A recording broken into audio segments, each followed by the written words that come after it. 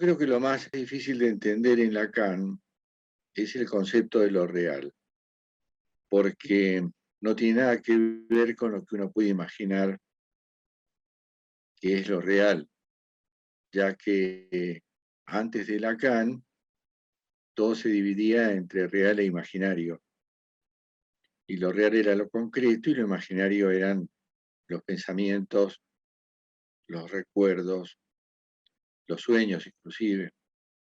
Ahora, yo creo que hay una conexión entre la noción de lo real en Lacan, que es lo imposible, con el modo en que él llevó adelante su enseñanza.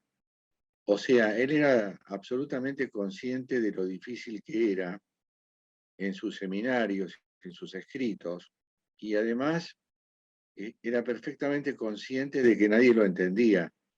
Se ponen a leer escritos 1, escritos 2, e inclusive los seminarios que fueron las traducciones de Miller, se van a encontrar con enormes dificultades de comprensión. Yo estoy convencido de que Lacan a propósito se las hacía difícil a todos porque era una manera de transmitir qué es lo real, o sea, lo incomprensible. La incomprensibilidad de Lacan es absolutamente coherente con la incomprensibilidad de lo real. Es como si dijéramos, ¿qué es el objeto A? Que es el otro gran concepto de Lacan. Yo creo que si nosotros llegásemos a captar algo de estos dos conceptos, tendríamos una idea bastante aproximada de cuál era el pensamiento de Lacan. Y además no nos angustiaría tanto leerlo y no entender nada, porque yo creo que eso estaba en sus intenciones. Inclusive ustedes van a ver que en los seminarios por lo menos se nota mucho que él plantea que va a hablar de algo y después no habla nada de eso. Y eso viene a ser coherente con la noción de la falta y con la noción del deseo. O sea, nosotros somos deseantes porque somos sujetos de la falta.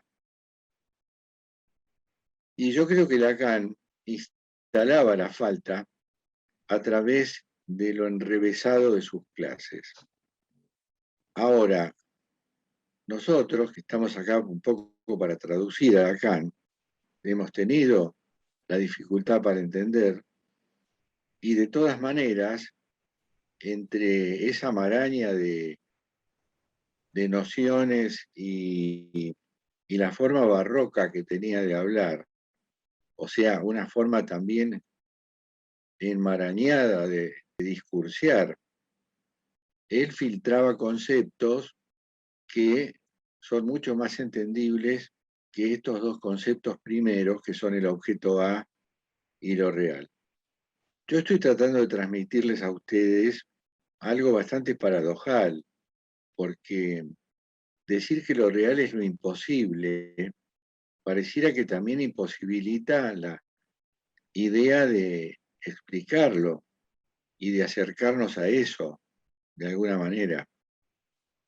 Yo les recomendé un librito de Gerard Pommier que se llama ¿Qué es lo real?, que es una mirada de este discípulo de Lacan acerca de este punto, porque muchos se han visto tentados de pensar que lo real coincide con la cosa en sí de Kant, porque la cosa en sí de Kant también es un imposible, pero por lo menos Kant, que es un filósofo de primera magnitud, ha dicho que las cosas, los objetos, o para decir en términos de Freud, la cosa, tiene consistencia propia, tiene una verdad absoluta propia, pero no está accesible para nosotros. Nosotros, por más que investiguemos e investiguemos, nunca vamos a llegar a la verdad absoluta de las cosas, y mucho menos de nosotros mismos. Es decir, ahí también está la noción de falta, y lo podemos ver en los científicos. A mí me gusta mucho, por ejemplo, comparar todo esto con lo que hacen dos tipos de científicos. Los científicos que investigan el universo y los que investigan las partículas subatómicas.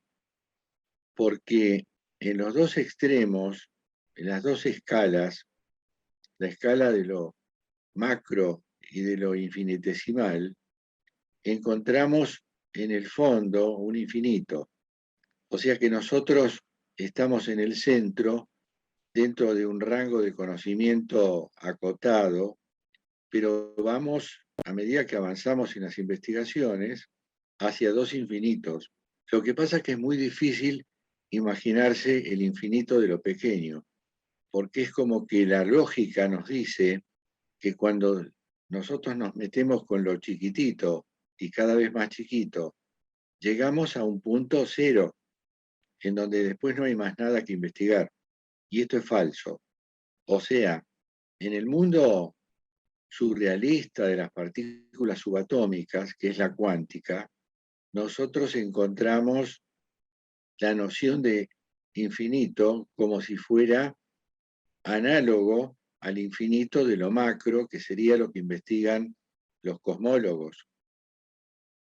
Y en los dos extremos de la investigación encontramos una pregunta universal e incontestable, que es, ¿cuál fue el principio? ¿Cuál fue el principio de todo? Los cosmólogos hablan del Big Bang. En cambio, los cuánticos no tienen una definición sobre el último origen de las cosas, pero cada vez que investigan, cuanto más se acercan a lo infinitesimal, más se van anoticiando de que eso no termina nunca. Siempre va a quedar algo por descubrir. Por lo tanto, no hay un punto cero de la materia o del espacio o del tiempo. Y ahí nos encontramos con que en esos dos infinitos estamos bastante cerca de definir lo real. Es decir, lo que queda por descubrir. Y esto tiene mucho que ver con el objeto A, en tanto lo que queda por decir. Con la diferencia de que este binario de infinitos están en las antípodas unos de otros. O sea, no es concebible desde el punto de vista lógico un científico que en la cuántica llegue a la última verdad de la materia, porque la última verdad de la materia no está disponible para nosotros.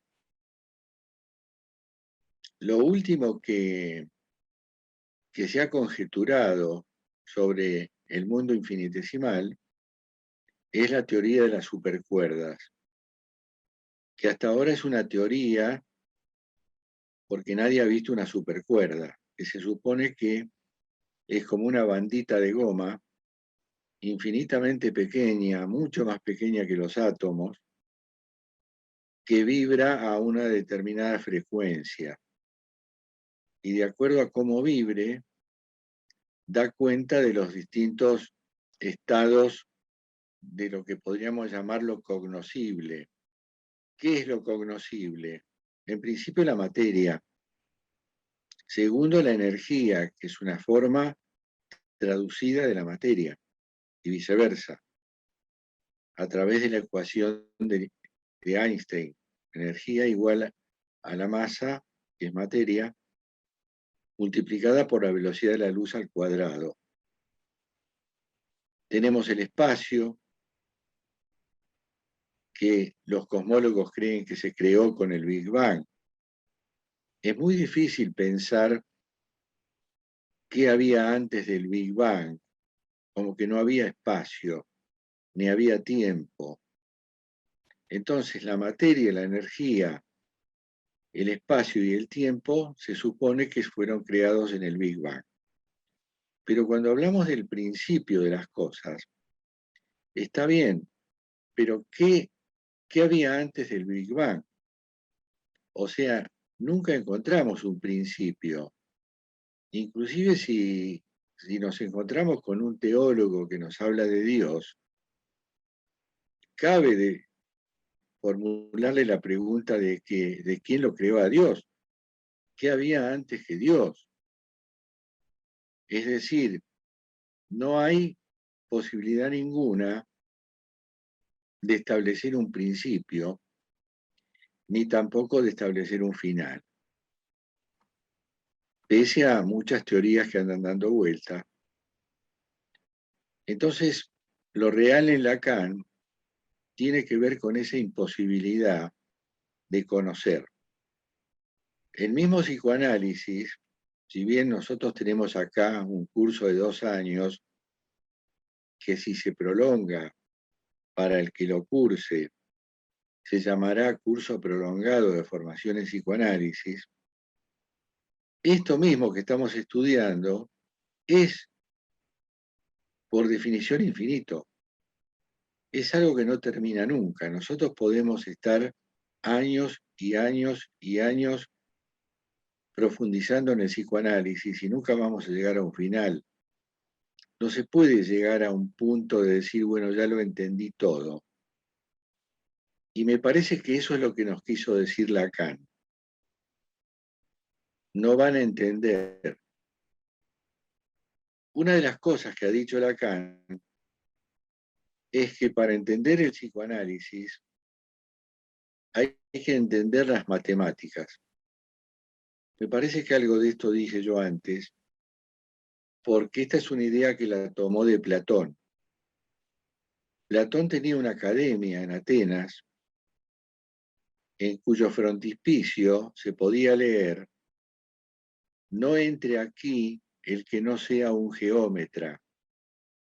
Geómetra en ese momento era ser un matemático, porque la disciplina que regía las ecuaciones en ese momento era la geometría. Acuérdense de que Pitágoras es un presocrático que formuló el teorema que todos conocemos, o Tales de Mileto, que jugaba con las paralelas, que dio lugar a la canción de Lelutier sobre las líneas que se cortan con paralelas. Timas. Profe, está diciendo que Lacan probablemente escribía de una forma difícil Sí, claro. y en cierto sentido está diciendo que no escribía así por naturaleza. En parte sí y en parte no, porque era un tipo rebuscado por naturaleza, naturaleza entre comillas, ¿no? Porque nosotros no tenemos nada de naturales, pero además él estaba transmitiendo un mensaje. Entonces cuando decía, para entender el psicoanálisis hay que saber matemática, no era por los matemas, era por la complejidad de la matemática. De hecho, los chicos en el colegio, si a algo le tienen miedo es a la matemática. Es decir, si hay una materia en la que suelen fracasar, es en matemática, porque tiene un altísimo nivel de abstracción. Y nosotros le rajamos a la abstracción. Nosotros vamos a lo concreto. Un chico del secundario, por ejemplo, capaz que entiende más física que matemática, porque la física es la matemática aplicada a lo concreto, la física clásica que se estudia en el colegio secundario, por ejemplo, ¿no? Ahora, si ustedes empiezan a estudiar análisis matemático, matemática superior, etcétera, se van a encontrar con un mundo abstracto y sin embargo fascinante, porque las ecuaciones tienen una especie de poesía, tienen una especie de estética. De hecho, los matemáticos dicen que cuando un matemático está produciendo una ecuación, si se le complica mucho, está por un camino equivocado. Las ecuaciones finales suelen ser simples, pero claro, hay que tener una mente adaptada a lo abstracto para llegar a entender la matemática. Curiosamente, Freud pensaba todo lo contrario.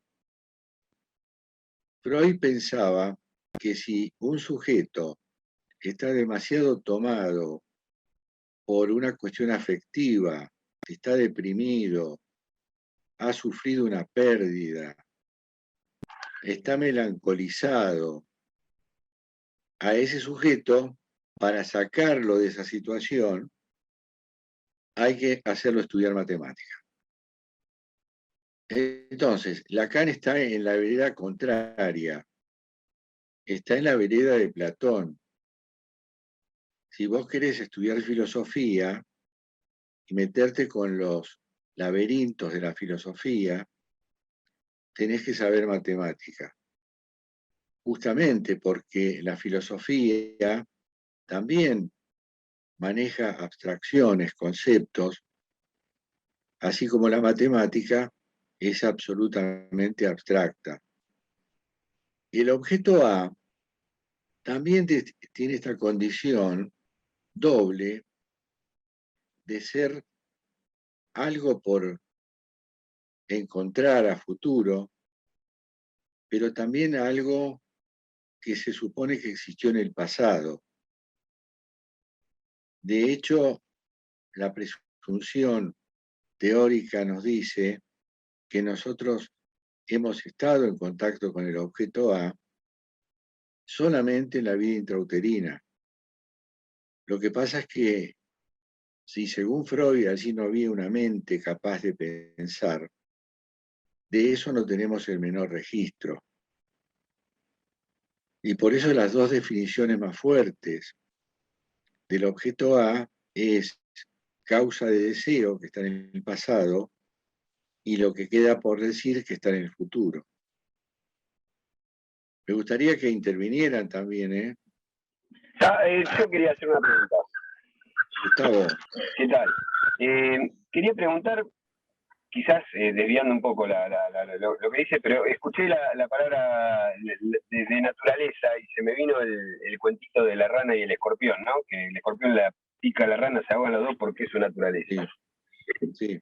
Quería saber eso, ¿cuál es el pensamiento que tenemos al decir que no somos nada naturales?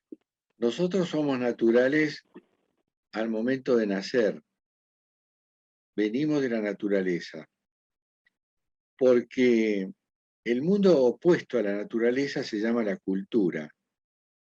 Y la cultura es el orden humano, pero con la condición de que esté cimentada en una tercera cosa que se llama lenguaje.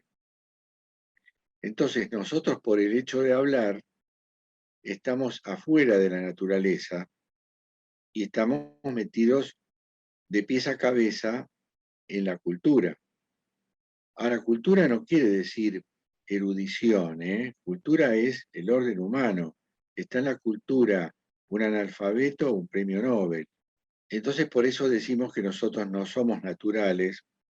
Es más, somos artificiales, porque la palabra artificial no es lo que todos piensan cuando hablamos de objetos.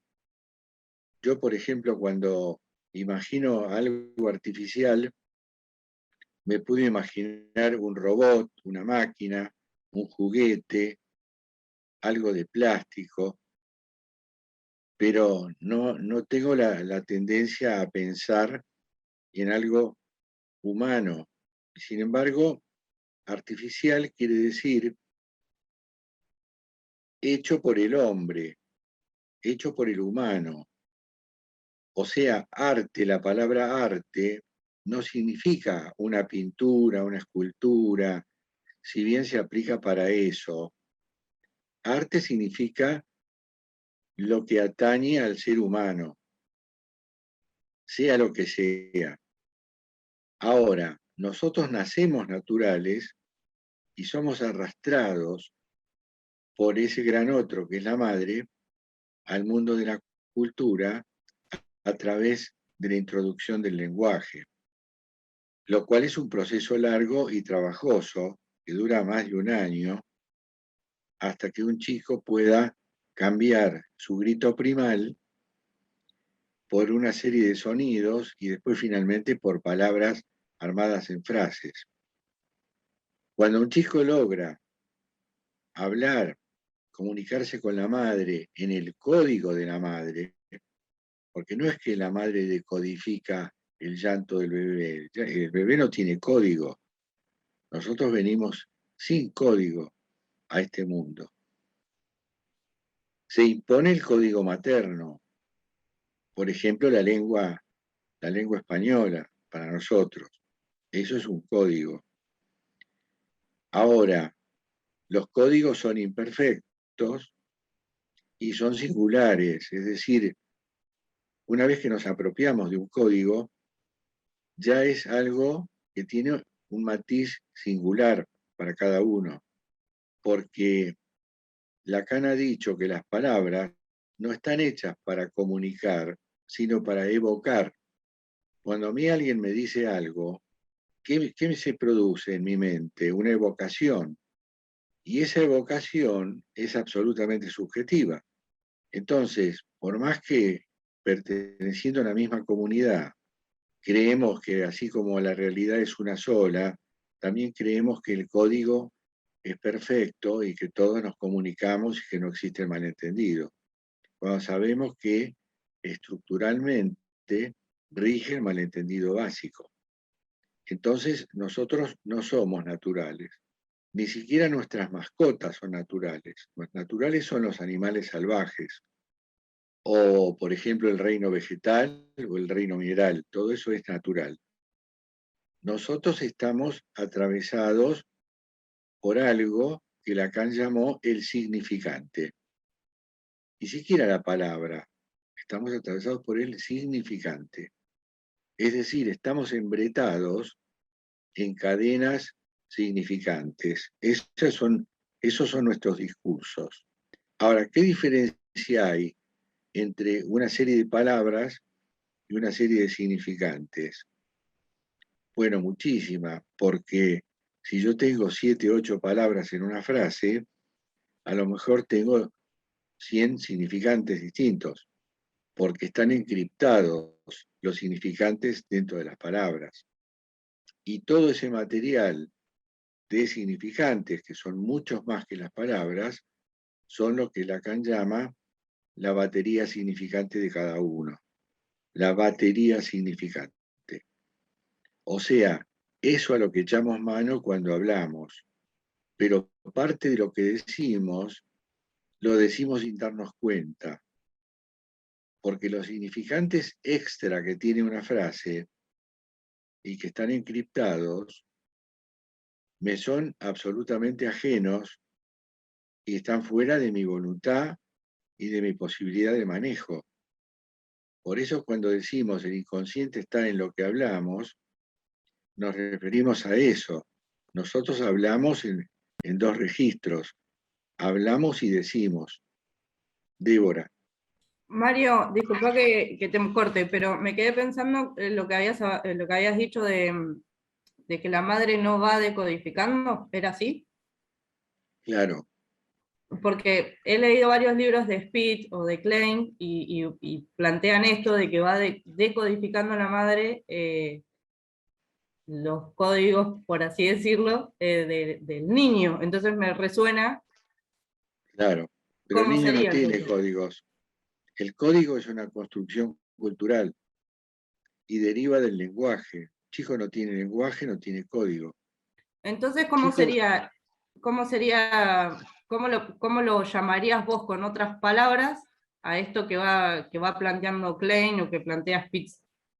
yo diría lo siguiente, lo que tenemos ahí ante todo es lo que llamamos un grito primal. La madre no es ajena al hecho de que el chico necesita cosas. Y lo primero que necesita es alimento, porque no te olvides que al nacer se corta la alimentación placentaria. Entonces, automáticamente, una madre le pone el pecho en la boca para que el chico se ponga a mamar. Y efectivamente el chico se amamanta porque necesita el alimento. Lo que pasa es que necesita muchísimas otras cosas. Como el alimento es primordial, el chico se calma amamantándose, pero aparte de eso, necesita muchísimas otras cosas. Necesita calor, necesita que no le duela una sabanita que le está rozando la panza, necesita amor, necesita que lo toquen, y esa es la función áptica de las madres, el tocar a los niños. Es Claro, absolutamente necesario en que un niño en sea ese tocado. caso sería como planteaba Freud de ir libidinizándolo. Exacto, exacto. Ahora, es incontrastable el hecho de que un chico no porta un código, porque el código, por definición, pertenece a la lengua. Dimas, Profe dijo que los únicos que son naturales son los animales. sí, Nosotros vivimos en una cultura, no sí, podemos y somos sujetos como consecuencia de la cultura. sí. No podemos ver desde esa perspectiva, no somos naturales. Y no, porque o somos culturales o somos naturales. Ahora, si me decís que un chico al momento de nacer es abandonado y criado por unos lobos, ese chico será natural toda su vida, porque no tiene acceso al lenguaje ni a la cultura. Mercedes, Hola Mario, buenas noches. ¿qué tal? Esto que decía Débora, me quedé pensando con el tema de decodificar. Lo que yo había entendido, y quizás porque fui mamá me es más fácil relacionarlo, capaz que estoy equivocada, es que si en verdad el bebé nos llega con un código, y esto que dice Melanie Klein-Spitz, es que la mamá lo va decodificando por esto que pasa. Por ejemplo, el bebé llora, ¿sí? Y como hablábamos, tiene hambre. Ok, entonces como mamá yo voy incorporándole y diciendo, y este bebé tiene hambre. Ese dolor, digo, me parece que desde ahí va decodificando, ¿cierto? Y le va construyendo el código, ¿o no? Lo que yo trato de transmitirles a ustedes Sí, es que nosotros pensemos con rigor lógico. sí. La palabra código Uh-huh. significa que hay un sistema de signos comunes a dos personas. Por ejemplo, el lenguaje es un código, tiene un código. El lenguaje español, por ejemplo, la lengua española o la lengua inglesa, tiene un código. Ahora, en otros aspectos que no tienen que ver con, con los discursos, pero sí con la cultura, podemos decir, fulano no tiene códigos. ¿Y por qué decimos eso?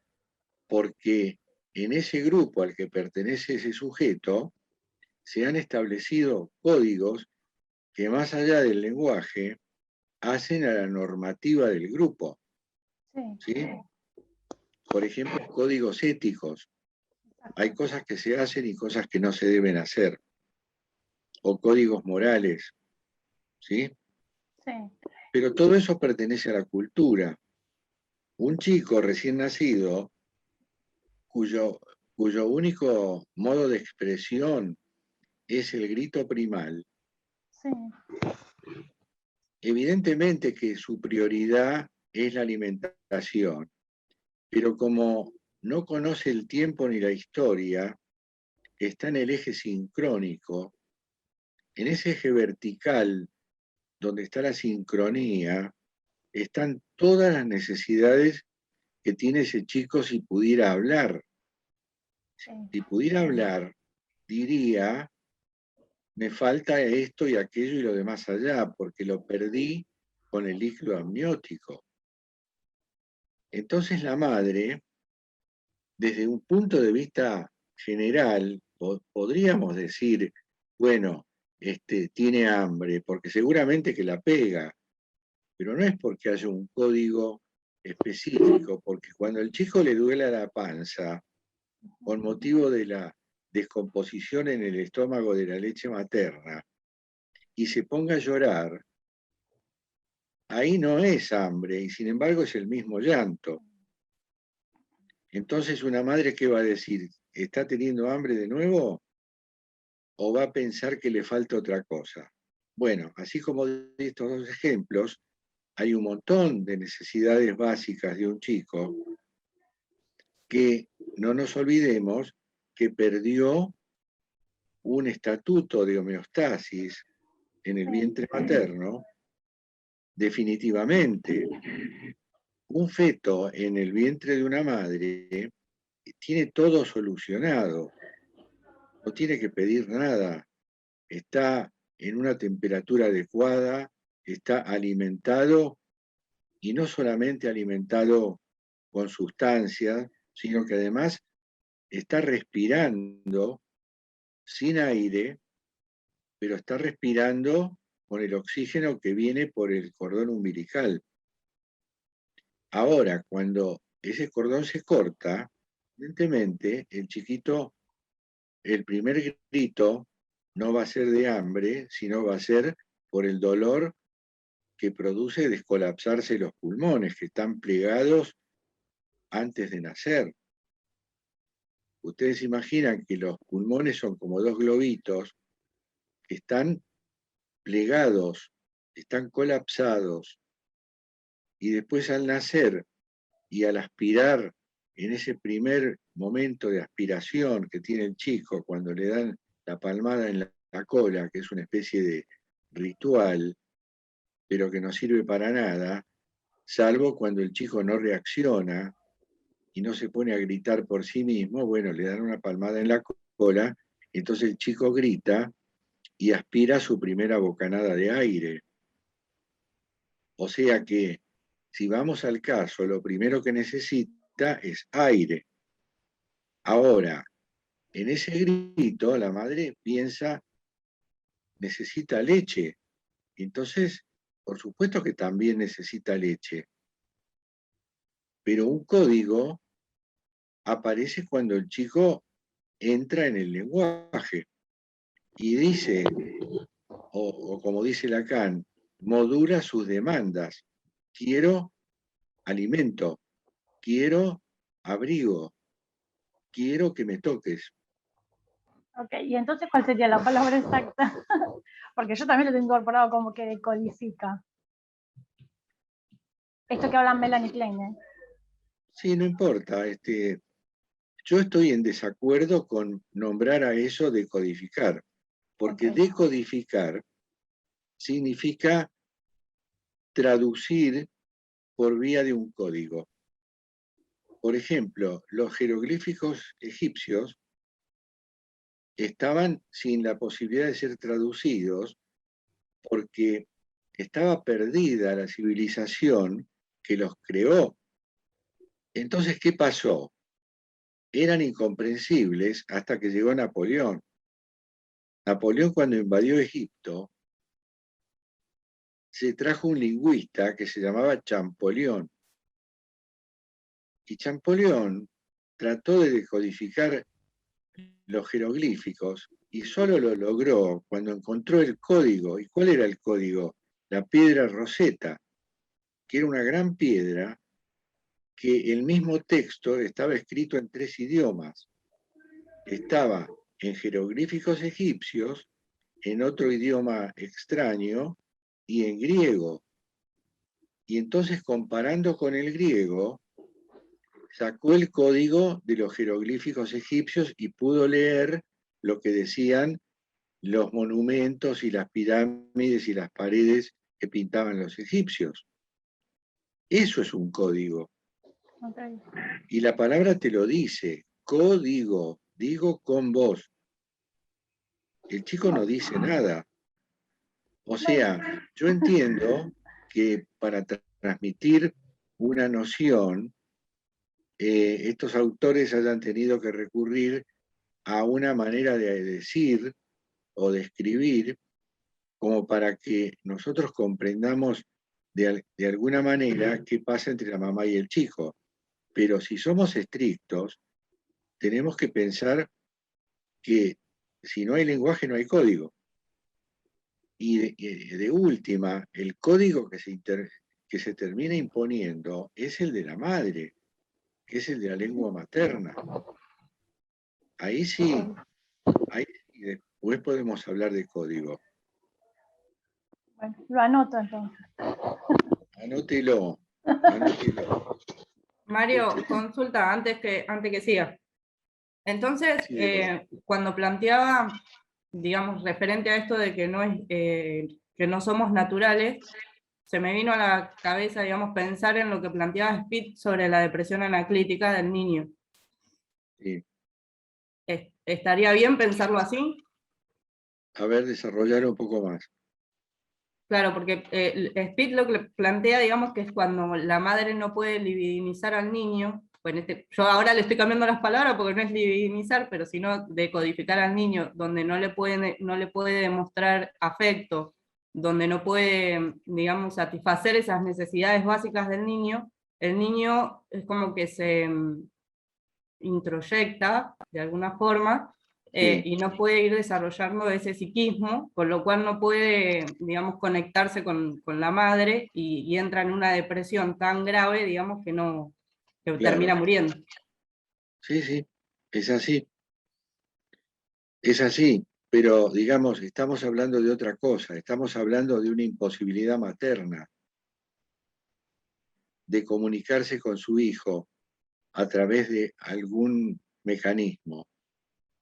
Yo estoy pensando, por ejemplo, en las madres psicóticas, que por alguna razón, y no en vano, la ley, por lo menos la ley argentina, dice que a una madre psicótica, cuando nace el chico hay que sacárselo,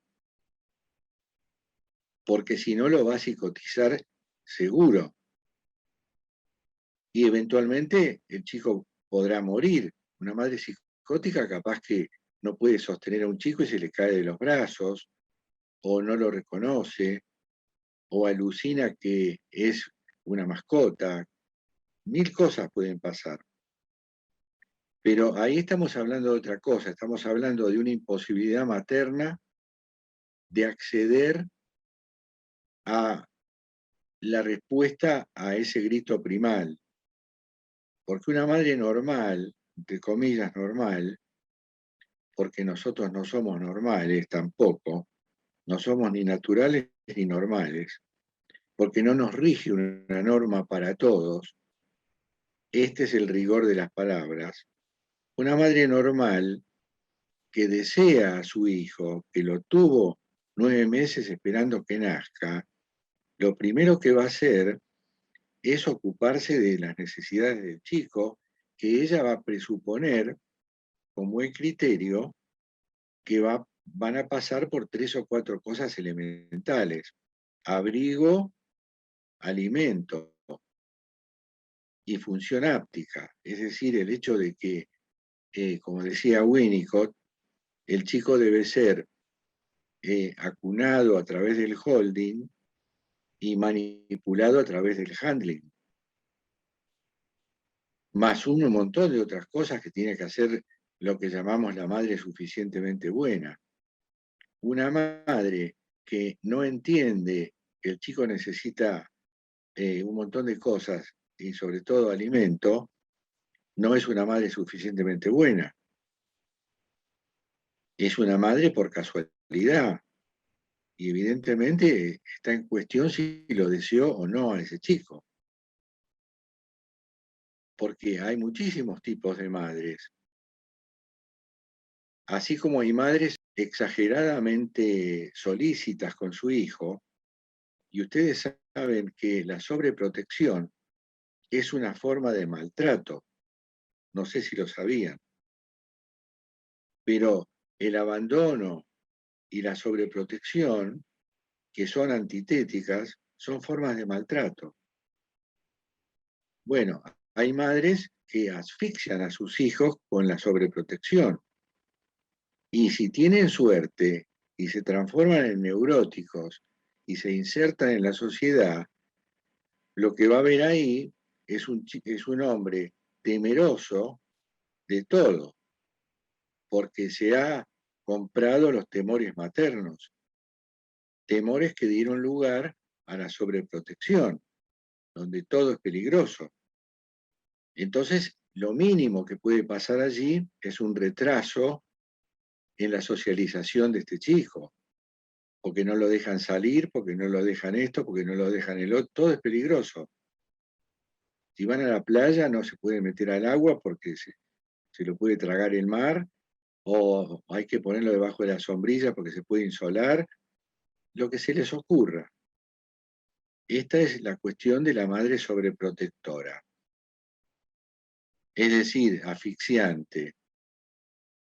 Como también existe la madre que asfixia con la leche, porque yo no sé si ustedes saben de dónde viene el asma. El asma, no sé si alguno de ustedes es asmático, asumo que no. El asma no es que falta aire, es que sobra aire.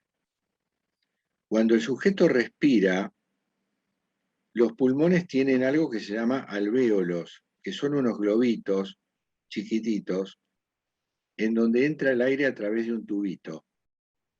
Cuando el sujeto quiere exhalar el aire, los tubitos esos se cierran. Entonces puede aspirar, pero no puede exhalar. Entonces se ahoga. Bueno, lo que se ha descubierto desde el punto de vista psicoanalítico es que el chico tiene una fantasía inconsciente de que el pecho materno es un inflador y lo ha llenado de aire, no de leche. Y no en el estómago, sino en los pulmones. Ese es el origen de la explicación psicoanalítica del asma, que por supuesto se cura con tratamiento psicoanalítico. Pero hay gente que ha muerto por ataques de asma. Cuando un sujeto tiene un ataque de asma, tiene que aspirar un corticoide. El corticoide lo que hace es abrirle el tubito ese, el canal, para poder expulsar el aire de los pulmones. Pero el sujeto se ahoga con el propio aire. Y esto es algo propio de una madre excesiva, una madre que lo quiere sobrealimentar. Y el mismo daño produce la madre que solo gratifica y no frustra. O sea, un chico que llora porque quiere tomar la teta no debe ser satisfecho de inmediato. Debe haber un rango de espera. Y esa espera se llama frustración. Un chico tiene que ser gratificado y frustrado alternativamente para seguir instalando la falta que lo hará un sujeto deseante a futuro. Mercedes. Dijiste que el asma tiene que ver con la sobreprotección y el resto. ¿Y cuando hacen el llanto contenido es lo mismo? ¿Es el mismo sistema? ¿Viste cuando los bebés quedan en llanto y se ahogan, que quedan un montón de tiempo como pareciera sin respirar? ¿Es lo mismo que el asma? Un espasmo. No, no es lo mismo. El asma es una condición que tiene que ver con los bronquios, con los pulmones. El llanto, que es una expresión catártica, es una descarga que nosotros tenemos y que es necesaria cuando estamos sobrecargados de algo. Por ejemplo, cuando estamos angustiados. Sí. Es necesario que lloremos. Ahora, un chico que no llora, esto tiene que tener una causa. Seguramente está con una madre que no le gusta que llore, o que le ha dicho algo sobre, que, por ejemplo, que los hombres no lloran, o algo por el estilo. Entonces sí, puede haber una especie de ahogo, pero no tiene nada que ver con el asma. Ah, ok. Otra cosa. Gracias. Igual lo que planteabas, Mario, lo de las diferentes patologías y cómo se van desarrollando esos niños, digamos, con los diferentes tipos de madre, me parece que tiene que ver más con la parte psicosomática, ¿no? O sea, cuando empiezan a desarrollar enfermedades psicosomáticas en la adolescencia, ¿es eso? Bueno, hoy en día todo el mundo acepta que toda patología tiene una componente psicosomática. Antes se pensaba que algunas pocas patologías tenían esa componente, en especial el asma y la psoriasis, porque tiene que ver con los tocamientos de la madre. Pero hoy en día se acepta que toda patología tiene un componente psicosomático, porque por empezar, cuando vos tenés un bajón, cuando tenés un golpe psíquico, un trauma, una pérdida, una situación de ataque o lo que fuere, hay una sustancia que produce el cuerpo que se llama cortisol, que empieza a disminuye su producción por el efecto traumático. Y eso lo que produce es una dramática caída de las defensas. Entonces el tipo se enferma. A veces se enferma para morir. Rosana. No, lo que iba a decir a raíz de lo que dijo Débora y lo que terminaste de completar vos, Mario, con el tema de... A mí me acuerdo que mi hijo más chiquito tenía al principio broncoespasmos. Y el pediatra tenía broncoespasmos cuando era chiquito. Sí. Y el pediatra me decía, es porque estás embarazada de la nena del medio. Yo decía, este hombre me está largando. Pero después, al poco tiempo, nació la nena y desaparecieron los broncoespasmos. O sea que claro, tenía que ver mucho con esto que estás realizando vos. Sí. Siempre ustedes tienen que ver en el síntoma. El síntoma tiene dos puntas. Tiene una causa y un propósito. Habría que ver, por eso nosotros decimos hay que hacer hablar el síntoma. Cuando uno tiene un síntoma que es del orden simbólico, porque está en el lugar de otra cosa, que generalmente es una frase, hay que hacerlo hablar al sujeto. Lo mismo cuando está angustiado o cuando tiene inhibiciones. Hay que hacerlo hablar, que nosotros decimos hay que hacer hablar el síntoma, ¿no? Por boca del sujeto, para ver cuál es la causa y cuál es el propósito. A veces, por ejemplo, en un grupo familiar, un chico se convierte en portavoz, o sea, denuncia sin saberlo una disfunción del sistema, enfermándose o haciendo síntomas. Que eso abarca un abanico muy grande de posibilidades, desde las cosas más triviales hasta la muerte. Bueno, ahora quiero escucharlos a ustedes. Luis Rodríguez Vieira. ¿Qué tal? Buenas noches, ¿me escuchan? Sí, te escucho. Bueno, yo soy nuevo en este ámbito, me refiero a la escuela. Sí, es mi primera vez Bueno. en la escuela, pero sí puedo decir que llevo prácticamente 20 años dedicándome a la lectura del psicoanálisis. Bueno, más que todo era saludarlos y agradecerles por esta posibilidad de aprender. Porque aquí, como usted mismo dice, en muchos de sus videos, el aprendizaje es recíproco. Sí, claro. Es recíproco. Bueno, bienvenido, Luis. Bueno, muchas gracias. Me parecía que había una cara que yo no había reconocido. Bueno, te aviso, Luis, que acá la tónica es no quedarte con dudas y equivocarte todo lo que puedas. ¿Estamos? Sí, vamos a intentar hacerlo. Bueno. Vamos a intentar. Gracias. ¿Alguien quería decir algo, Dimas? No, profe. Bueno. Yo, Mario, quiero hacerte una pregunta. ¿Cómo estás? ¿Qué tal, Ami? ¿Cómo estás? Todo bien. Estamos haciendo el trabajo de grado. Sí. Y bueno, la pregunta básica es, ¿el chico sabe si es un bebé no deseado? ¿El chico qué edad tiene? Hay uno que tiene 14 y otro que tiene 12. Pero en las entrevistas la mamá es como que todo el tiempo, bueno, yo quedé embarazada, me tuve que casar, dejé de estudiar. La verdad que yo no quería ser madre. Claro.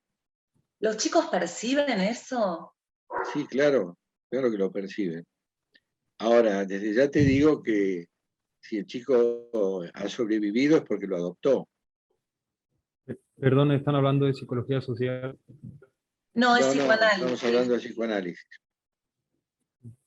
Lo que pasa es que tiene que ver con el trabajo de grado de psicología social. Pero hay un caso aquí planteado por Ami que tiene que ver con algo psicoanalítico. Los chicos perciben, por supuesto, y seguramente la madre hace diferencias. Sí, mucho. Pero digamos que tiene un piso de amor debajo del cual no se sobrevive, pero ese piso se ve que existe. Ahora, tendrá que cargar este chico con las diferencias que hace esta madre. Ahora, si ella no quería ser madre, estamos hablando del hijo mayor, ¿verdad? Sí, que es Pero después, perfecto. El hijo mayor es perfecto, no da trabajo, es estudioso, es aplicado. Ella tiene todo un tema con el nene más chico. ajá, bueno. Perdón, me resulta un poco extraño ahí. Del primero quería ser madre y del segundo no. No, ¿Y se no. tuvo que casar con el segundo y no con el primero? No, de ninguno de los dos. Ella no quería ser mamá. No quería ser. Ah, está bien, ahí entendí. No quería ser mamá. Después vino el segundo porque vino también. Sí, pero las cosas no son mágicas, ¿eh? Claro, eso iba a decir, Obvio. un poco que rían.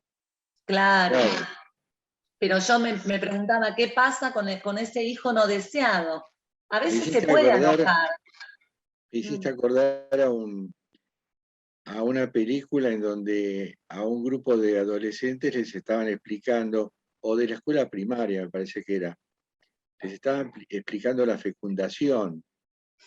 Y entonces la filmina mostraba el óvulo y los espermatozoides tratando de ingresar. Y entonces uno de los chicos dijo, ¿pero alguien me puede decir cómo llegaron hasta ahí, esos espermatozoides?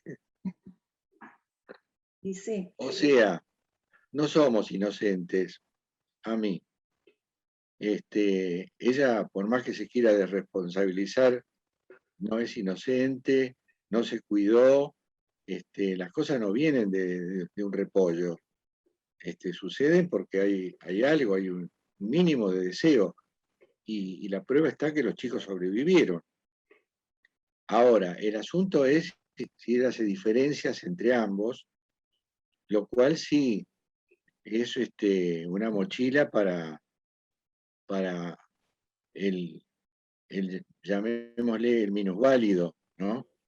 Es una mochila importante.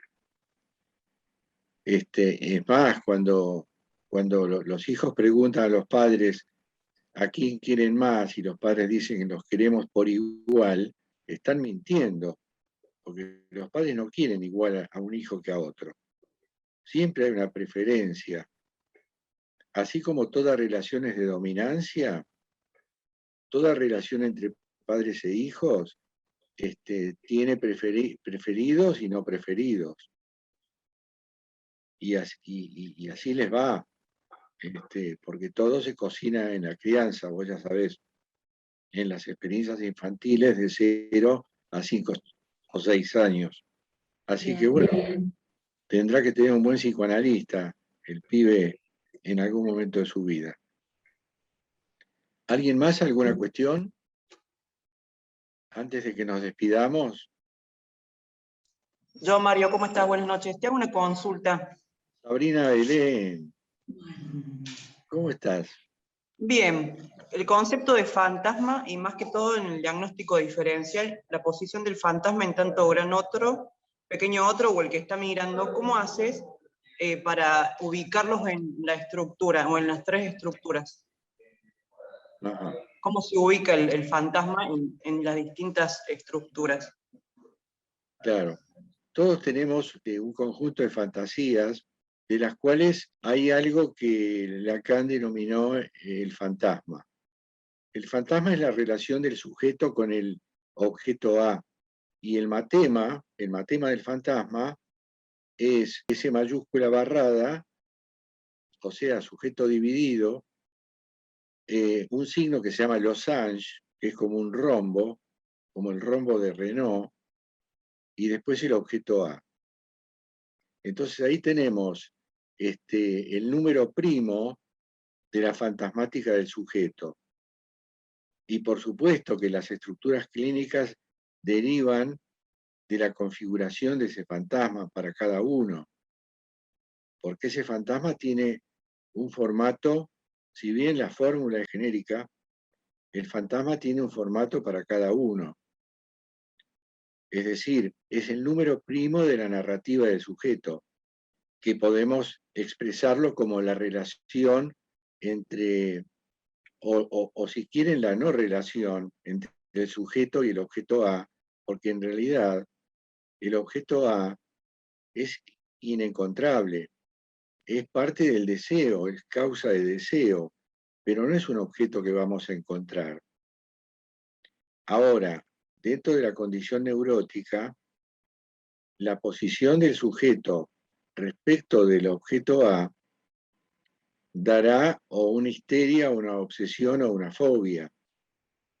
Eso dependerá de la crianza y de la fase en que se fijó la estructura. ¿Fue en la fase oral, anal o fálica? Veo que estás adelantada, Belén, Sabrina Belén.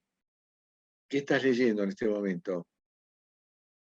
Es un libro que se llama Rayuelas lacanianas, de una psicoanalista argentina que se llama Viola Infoapúpulo, y habla mucho, bueno, del grafo del deseo, de la posición del fantasma en tanto estructuras, más que todo para ayudarnos a hacer el diagnóstico diferencial en las primeras entrevistas, o en las entrevistas de admisión. Claro. Bueno, nosotros, para hacer el diagnóstico diferencial, vamos a explicar qué es el diagnóstico diferencial.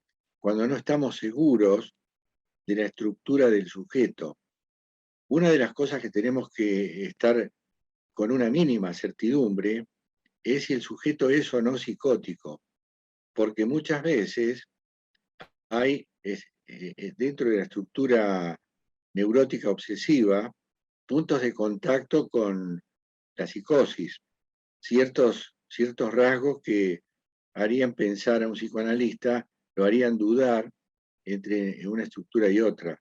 A veces pasa también con ciertas formas de histeria, que es lo que llamamos locura histérica. Pero claro, como esta es una ciencia conjetural, nosotros lo que podemos hacer es una aproximación muy cautelosa a definir una estructura y decir este sujeto es, por lo menos, es neurótico. Después veremos si es histérico, obsesivo o fóbico.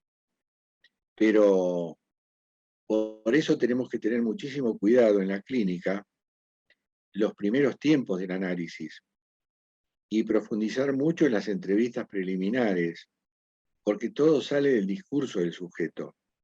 Hay que estar muy atento con la escucha para poder conjeturar, sin certeza, pero conjeturar, por lo menos, a cuál estructura nos estamos refiriendo. Sí, incluso en una parte del libro decía que,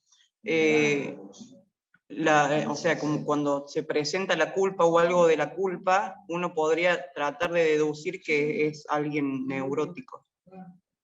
Sí, claro. La culpa es típica Que, por del ejemplo, en la neurótico. estructura perversa no entraría eso, ¿no? O sea, no habría culpa. Sí, en la psicosis tampoco. Es decir, acordate que el neurótico es un tipo quejoso, culpógeno, levemente inadaptado, porque en realidad es un sufriente, ¿no? Por eso Lacan dice, de preferir una estructura para mí, me quedo con la perversión. Yo prefiero ser un perverso y no un neurótico, porque el perverso, en todo caso, le hace ole a algún aspecto de la ley. Y entonces es más del orden de lo pulsional, lo que llamamos un sujeto pulsional, que hace lo que se le canta. Lo mismo que el psicótico. El neurótico es superyoico, no es pulsional, es superyoico. O sea que es el superyo el que talla ahí contra las pulsiones. Bueno, chicos, si no hay más preguntas, saludos para todos. Nos vemos el jueves. Gracias, Mario. No, Gracias. profe. Chao, chicos. Gracias. Gracias.